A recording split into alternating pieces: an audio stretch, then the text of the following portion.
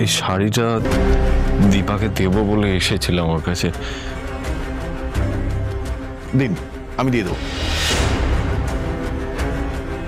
আমি দেবো বলে এসেছিলাম, তাই আমি দেবো।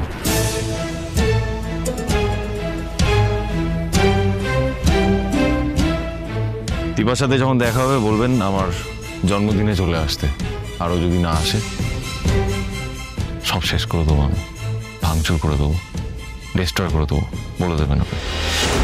ওকে ওকে, ও যেন আসে। বাবা বাবা বাবা আমার কথাটা শোনো বাবা।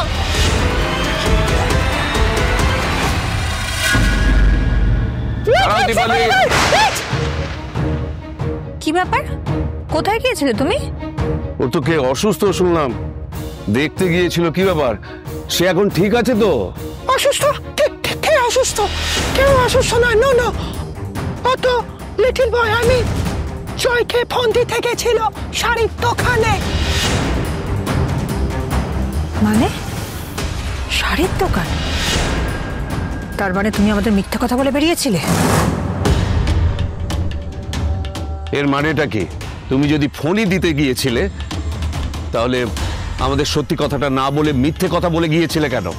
আরে আমি যার কাছে যাব বলেছিলাম না, ওর তবিয়ত ঠিক আছে এখন, ওই জন্য তো গেলাম না। এই কি ভাবো কি তুমি আমাদের? আমরা কেউ কিচ্ছু বুঝি না, ঘাসে মুখ দিয়ে চলি। মহাজাহাবাজ মহিলা।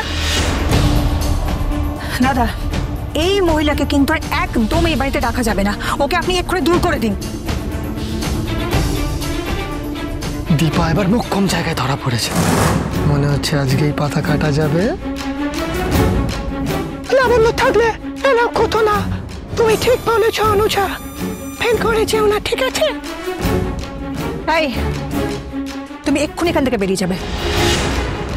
মিথ্যাবাদী মহিলা, তুই দুয়ে পাঁচ করতে এসেছো? কি হয়েছে? এই যে উর্মি, কোথায় গিয়েছিলে তুমি? আমি একটু কাজে বেরিয়েছিলাম, একটু আগে ফিরলাম। বাহ, কি শুরু করেছো কি তোমরা? কাউকে কিচ্ছু না বলে কেন গিয়েছিলে তুমি? গেছিলাম তো কুন্তলার কাছে, বলে যেতাম কি করে? কুন্তলা কথা বলতে চাইছিল, বারবারই বলে চলেছে যে দীপালি দীপা। কিন্তু কি আরম্ভ করলে কি তোমরা? আরে তুই আমাকেই বলছিস মালকিন কেউ কথা শোনাবি? মালকিন তো মালকিন আছে নাকি? ও আবার কাকে কি বলবে? হে মালকিন, মুঝে মাফ করে দিন। কি করছো কি তুমি? মালকিন শোন, বাড়িতে যখন কেউ ছিল না আমি বশীকরণের দাবা আনতে গেছিলাম। হ্যাঁ, ওরা যখন বাজারে গেছিল আমি তো ভেবেছিলাম তুমি বাজারে যাবি। বাড়িতে এত লোক, আমি সবার সামনে তো বশীকরণের জিনিসটা দিতে পারবো না তোকে, ওই জন্য তো গেছিলাম। মালকিন, আমি ঝুট বলেছি মালকিন, আমাকে ঝুট বলতে হয়েছে। কি ফিসফিস করে কথা বলছো তোমরা?